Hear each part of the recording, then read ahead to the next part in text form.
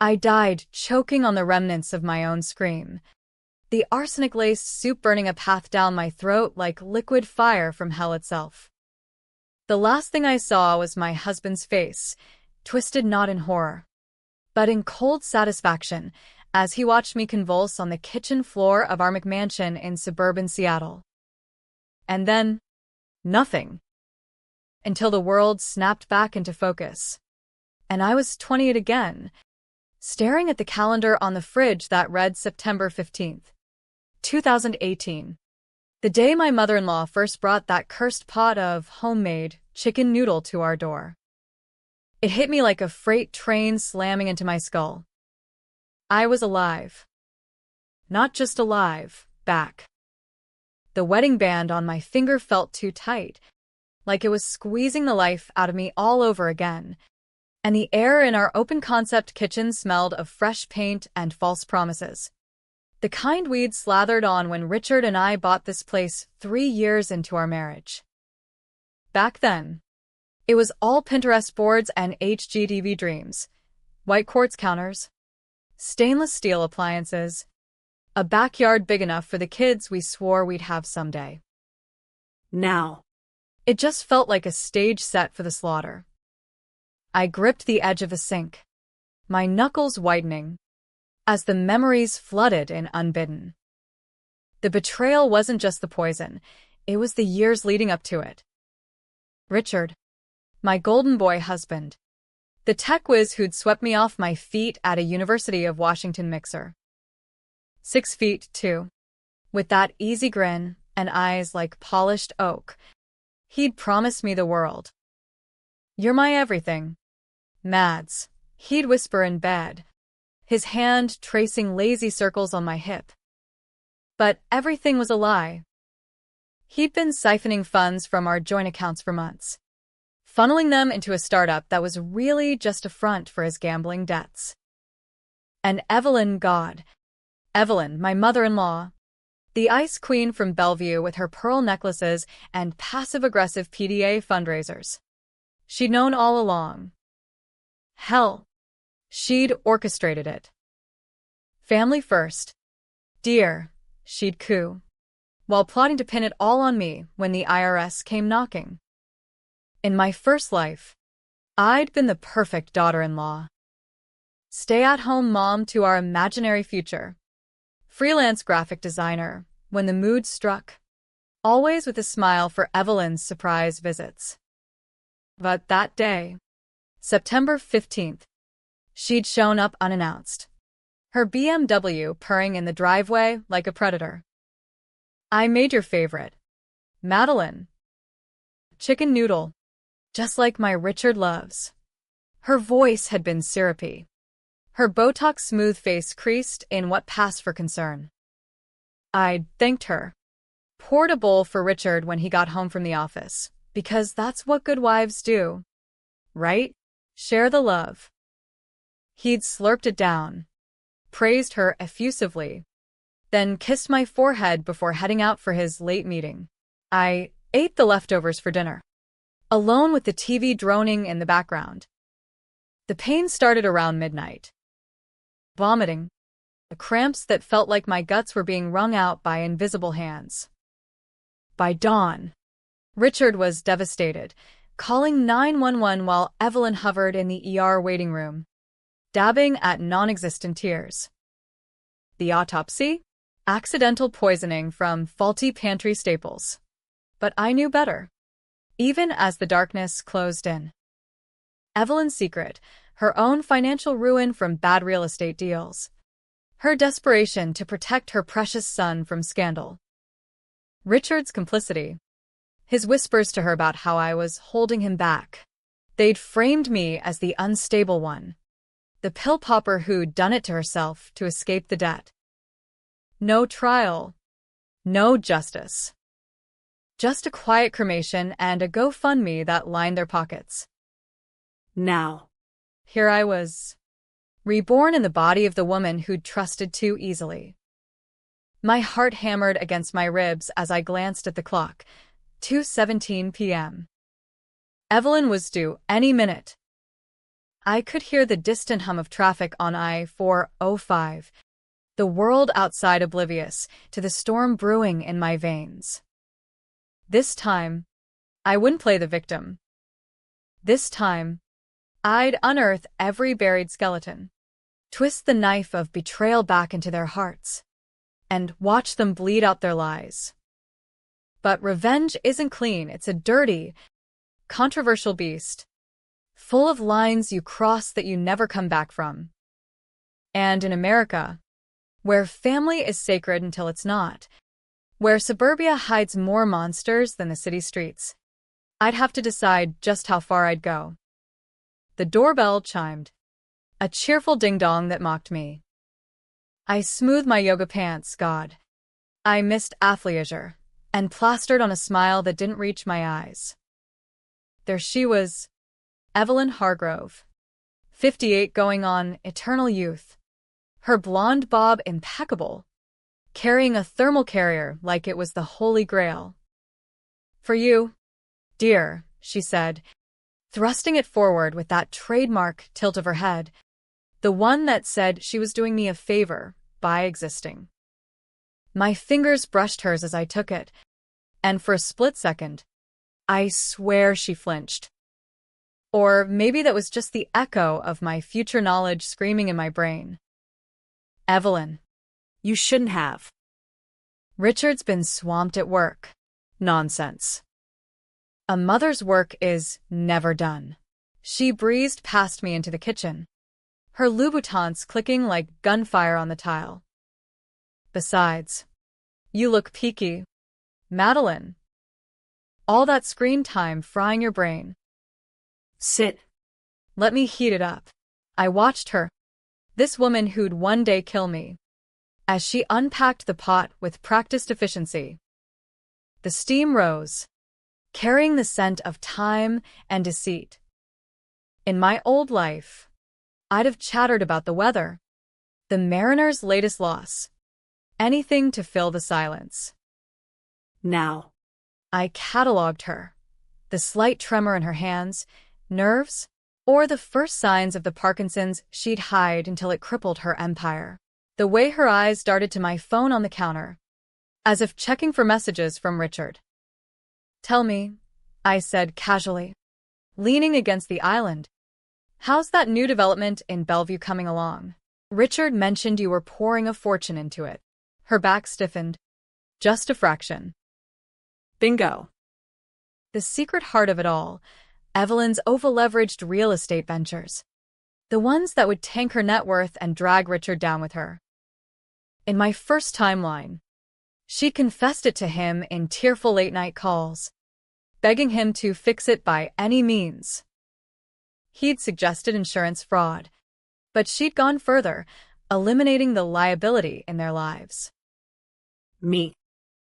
Oh, it's progressing, she replied, stirring the soup with a wooden spoon I'd bought at Williams-Sonoma. These things take time. You wouldn't understand, dear. With your little freelance gigs. The barb landed, but I let it slide off like water on Teflon. You're right.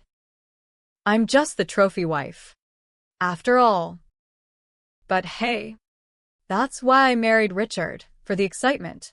She chuckled, a sound like breaking glass. Smart girl. Then, softer, almost to herself. He needs someone who won't complicate things. My blood ran cold. Was that a slip? A warning from her future self? No, just Evelyn being Evelyn. Planting seeds of doubt. I needed proof. Something concrete to build my case on. Not just memories, but evidence. Bank records, emails, the works. But rushing and guns blazing would tip them off. No. This revenge had to be surgical, layered, the kind that unraveled them thread by thread until they were naked in the scandal sheets of the Seattle Times. Here, try a taste. She ladled a spoonful and held it out, her eyes locking onto mine with that maternal intensity that always made me squirm. I took the spoon, brought it to my lips, and pretended to sip, letting it dribble down my chin in a theatrical spill. Oops. Hot stuff. Let me get Richard's bowl ready instead. As I poured for him, my mind raced. Tonight. When he got home, I'd start digging. His laptop password, still Evelyn Rules 1, the idiot. I'd mirror his phone. Check the call logs. And Evelyn? I'd play the doting daughter-in-law, all while feeding her just enough rope to hang herself. The front door slammed open then. Richard bursting in early. Ty Askew. That boyish energy masking the rot underneath. Babe, Mom. Smells amazing in here. He enveloped me in a hug that felt like chains. His cologne, Acqua di Gio. Always cloying. Evelyn beamed. The perfect family tableau.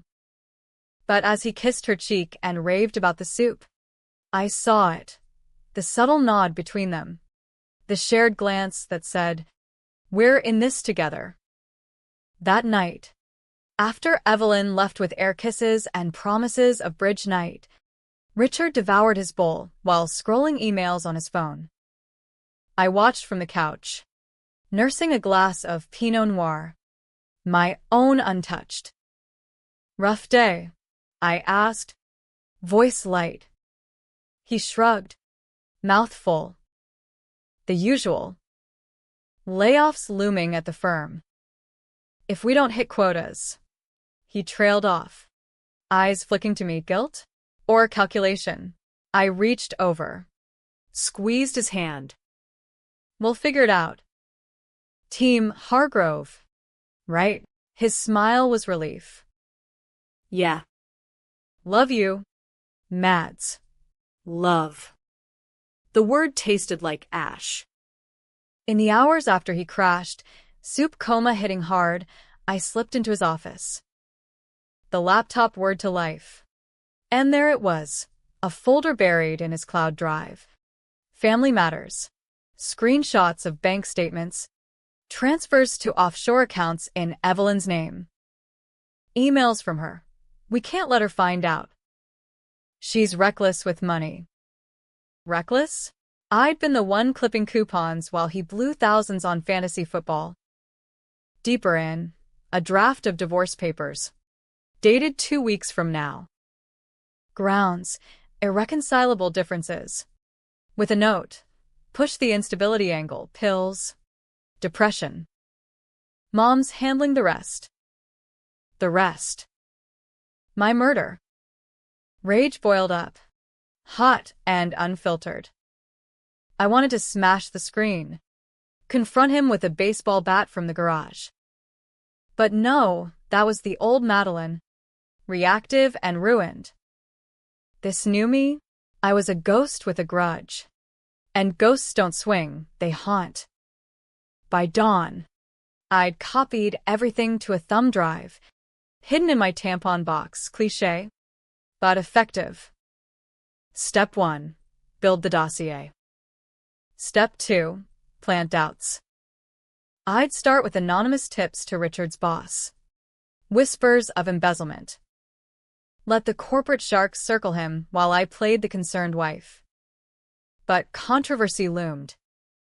Was I any better? Hacking my husband's files? In America, privacy is sacred. Marriage a contract of blind trust. Crossing that line made me the villain in someone else's story. Yet here I was, reborn for this very sin. Days blurred into a tense routine. Evelyn's visits ramped up, cookies laced with advice on budgeting. Jabs at my unproductive days. Richard grew distant, snapping over small things. His phone buzzing with late-night texts I pretended not to notice. I smiled through it all, plotting in the shadows. One evening, as rain lashed the windows like accusations, Evelyn arrived with wine. "Girls' night," she declared, popping a bottle of Cabernet she'd just happened to have. Richard was out another meeting, leaving us alone in the living room. Fire crackling in the gas fireplace. We clinked glasses, the ruby liquid swirling like blood. To family, she toasted. To secrets, I countered, watching her sip. Her laugh was forced. What secrets, dear? We're an open book. I leaned in, voice dropping. Oh, I don't know. Like that Bellevue property. Heard it's underwater. Bad investments. She froze, glass midway to her lips. who told you that? Just whispers. Richard worries. You know. About protecting you. Her eyes narrowed, the mask slipping. He shouldn't. It's handled. By who? Me. I let the question hang, heavy as the storm outside. For a moment, I thought she'd crack, spill the poison right there. Instead, she set her glass down, smile returning like a venomous bloom. You're imagining things, Madeline. Stress. Perhaps. Have you been taking your vitamins? Vitamins. Code for the antidepressants she'd been pushing. The ones that would prove my instability later. I excused myself to the bathroom, splashing water on my face, staring at the woman in the mirror. Eyes too wide, cheeks flushed. This path was fraying me already. Back in the living room, she was scrolling her phone, oblivious. Or so she thought. I accidentally bumped the table, sending her glass tumbling. Red wine bloomed across the cream rug like a wound. Oh, Evelyn. I'm so sorry, I gasped, grabbing napkins. She waved it off, but as I dabbed, my hand brushed her phone screen, unlocked in the chaos. A text from Richard. She's suspicious. Speed up the plan? My vision tunneled. proof. Undeniable. That night, alone again, I drafted my first anonymous email. To Richard's HR, subject, fraud alert, Hargrove embezzlement. Attached, redacted statements. Just enough to trigger an audit without fingering me. Send. The fallout was swift. By morning, Richard's face was ashen over coffee. Babe. Something's up at work. Internal investigation. I feigned shock. Hand to heart. Oh no. What can I do? Nothing. Just. Don't worry. But worry etched lines around his eyes. The first cracks in his facade. Evelyn called mid-morning. Voice a wire. Madeline. Have you seen Richard's emails? Anything odd? Me? Why would I? Never mind. Click. She was scared. Good. But revenge's edge is double-sided. Friends started pulling away, subtle texts canceling coffee dates. Heard rumors about Richard. You okay? Paranoia crept in. Was Evelyn spinning tales? Painting me as the gold digger? I pushed on. Next target, her real estate cronies. A burner email to the Bellevue Planning Board, hinting at kickbacks. Whispers to a journalist contact from my design days, off the record, but juicy enough to bite. The tension built like Seattle fog, thick and suffocating. Richard came home late, reeking of bourbon, accusing me of snooping. We fought, ugly, American style, with slammed doors and hurled, I hate yous. He slept on the couch, I lay awake. Thumb drive clutched like a talisman. A week in, the twist hit. A letter from a lawyer, divorce initiation, from me. Forged. Of course, Evelyn's doing. To preempt my moves. Enclosed, photos of me partying with clients. Photoshopped to hell. pills scattered like confetti. They were accelerating. Panicking. I confronted Richard at dawn, waving the papers. What the fuck is this? His eyes started. I didn't want it to come to this. Mads. Mom said. I laughed. Bitter. She's poisoning us both. You idiot. The money. The lies. It's her drowning. Not us. He recoiled. You're crazy. Delusional. The word hung. A guillotine. In my old life, that label had sealed my fate. Now, it fueled me. I left that morning, driving to a motel off Aurora Avenue. The kind with neon signs and hourly rates. There, in the dim light of a desk lamp, I compiled it all. Emails, transfers, the texts. Uploaded to a secure Dropbox, addressed to the DA's office. Subject: Conspiracy to commit murder, Hargrove family. But as I hit send, doubt gnawed.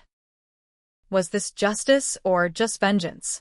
Exposing them would torch Richard's career, Evelyn's social standing, our perfect life. Innocence would suffer, his colleagues, her bridge club vultures. And me, I'd be the whistleblower wife, tainted by association. No time for second thoughts. My phone buzzed. Richard. Come home. We need to talk. Mom's here. The trap. I arrived to find them waiting in the kitchen. The same one where I'd die. Evelyn at the island, a fresh pot steaming. Richard pacing, face a mask of feigned remorse. Madeline, he started. We've been through your files. My stomach dropped. We know what you're doing. The emails. The tips. Stop this. And we can fix it. Families sticks together. Evelyn nodded, ladle in hand. For you, dear. One last chance. The soup. Now. They weren't waiting for subtlety. I backed toward the door, heart thundering. You think poison scares me? I know what you did. What you're planning. Richard lunged, grabbing my arm. You're unhinged. We'll get you help. Evelyn advanced, bowl extended like an offering. The steam curled, mocking. In that moment, controversy peaked. Run, fight, or embrace the chaos.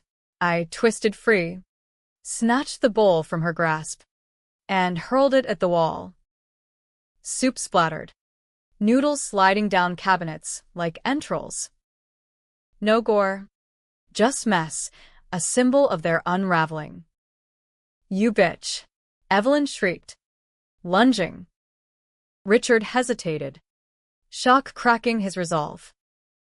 I bolted for the garage, keys in hand. Tires screeched as I peeled out, phone dinging with the DA's auto reply, received.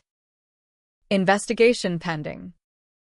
Sirens wailed in the distance, not for me, but the storm I'd unleashed. Hours later, holed up in a coffee shop in Capitol Hill, I watched the news on my laptop. Bellevue developer faces fraud probe. Evelyn's face, pinched and tear-streaked, flashed on screen. Richard's arrest followed, embezzlement, obstruction. The twist? My anonymous Dropbox had included a confession video I'd recorded that morning, voice steady, eyes fierce, detailing every memory, every betrayal. They kill me once, I said to the camera. This time, I'm the survivor. Cops swarmed the house by noon. Evelyn, in cuffs, spat at the camera. She's lying. That girl's always been trouble, but the evidence spoke louder. Autopsy requests on my future self? They laughed it off as paranoia until forensics matched traces of arsenic in her old samples to the soup residue. Reborn. I'd rewritten the ending. No death. No silence. Just justice. Raw and American flawed. Controversial. But mine. Yet as I sipped my latte, watching the downfall unfold, a hollow ache settled. Richard's plea voicemail. Mads. I love you. It was her idea. Forgive me. Love. Still a lie. I deleted it, stood, and walked into the rain-slicked streets. Free, but forever changed. Revenge wasn't triumph, it was survival, edged with the what-ifs of a life unlived. In the end, they got 20 years each. Conspiracy, attempted murder, Fraud. I got a book deal, therapy, and a one-way ticket to New York, far from the suburbs that nearly buried me. Happy, No. but alive. And that's the real hook. No. Wait, that wasn't the end. Rebirth isn't a neat bow, it's a jagged scar that reopens at the slightest prod. 6 months post-arrest.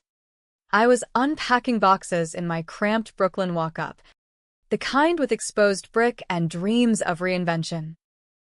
The city thrummed outside, horns blaring. Pedestrians hustling like they owned the chaos, a far cry from Seattle's polite drizzle. I'd sold the McMansion in the divorce settlement, pocketed enough to start fresh. But the money felt dirty, like blood money from a hit I hadn't pulled the trigger on. The book was the real anchor, soup for the betrayed, a wife's rebirth. My agent called it true crime meets women's fiction, with a foreword by a DA who'd ridden my case to re-election. It hit shelves like a Molotov, sparking podcasts and Twitter storms. Soupgate trended, with Evelyn's frozen snarl memed into oblivion. Monster MIL headlines plastered tabloids, while Richard's fan club, yes, he had won. Deluded tech bros mourning their fallen king, harass my inbox. You ruined him. You witch. Controversy was the spice. Feminists hailed me as a survivor icon. Tradwives decried me as a homewrecker who'd falsely accused her own. Late-night shows dissected it. Is Madeline hero or harpy? I did the circuit, Colbert's couch, where I cracked a dry joke about arsenic being the family recipe, but inside, the tension coiled tighter. Reborn or not, trust was a shattered vase, glue never quite holding. Then the letters started. Not from prison, Evelyn and Richard were too proud for that, but from their shadows.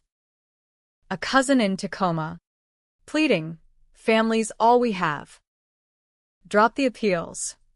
Richard's sister, unindicted but complicit, emailed therapy speak drivel. Forgiveness heals. Mads. For you. I burned them in the sink, watching flames lick the edges, the smoke acrid as regret. But the real twist brewed in the quiet hours, when jet lag from promo tours left me staring at ceilings. Memories weren't linear, they looped. Vicious.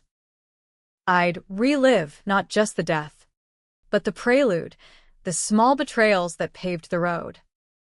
Like the weekend in Napa, year 2 of marriage, when Richard forgot our anniversary to close a deal Evelyn had nudged him toward.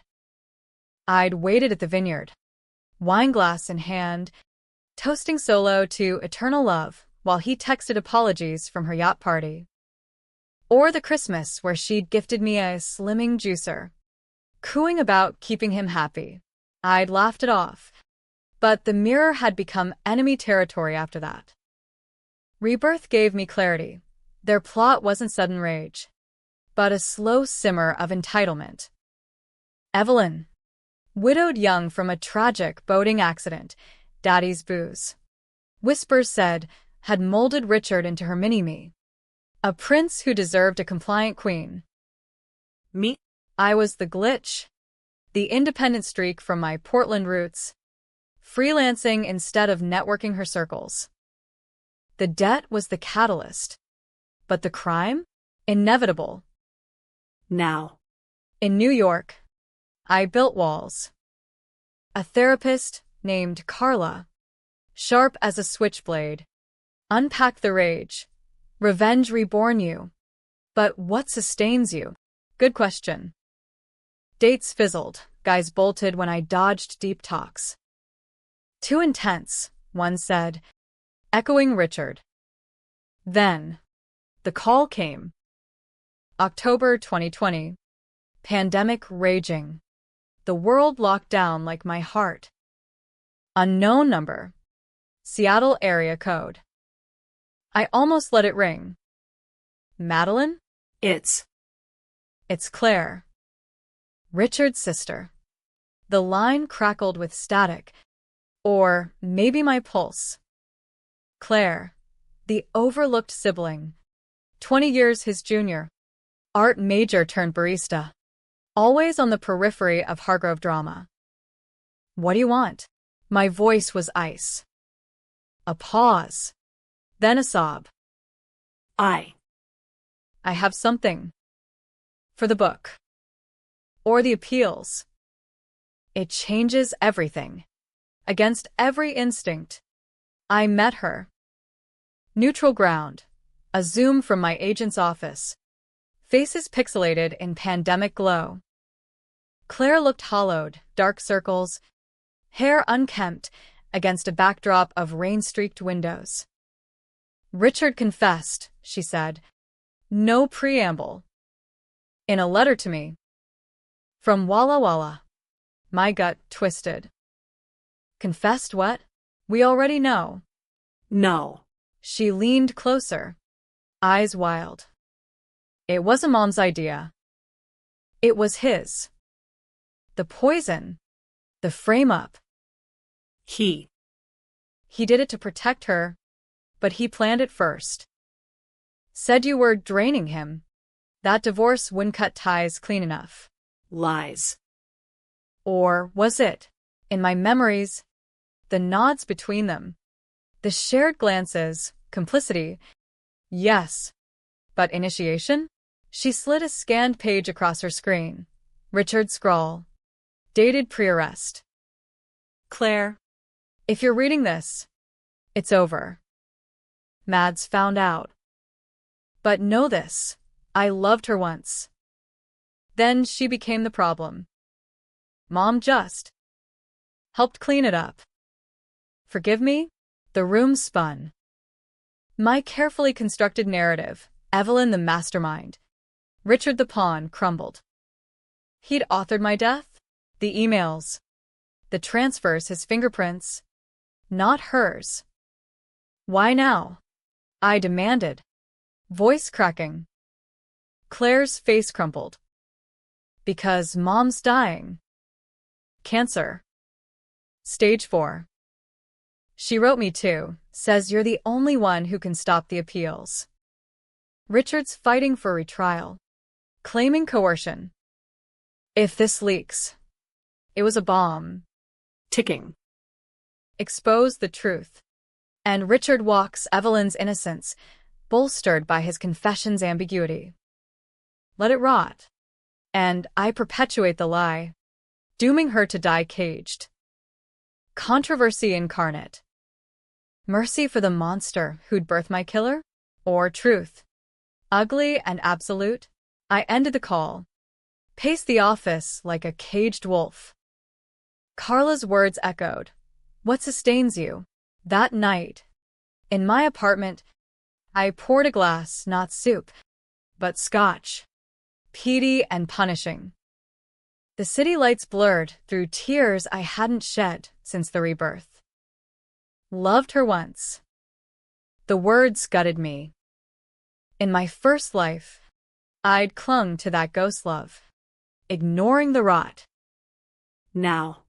Reborn, I'd avenged the shell of it. Dawn broke gray. Decision forged in fire. I called Claire back. Send the originals. Anonymously. To the DA. But Evelyn. Let her rot with her son. Truth doesn't bargain. The appeal stalled. Richard's retrial collapsed under the weight of his own words. Evelyn withered in hospice. Transferred to a prison ward. Her pearls pawned for chemo that came too late. Last I heard, she cursed my name with her final breath. Unforgivable. Unforgivable. Pot.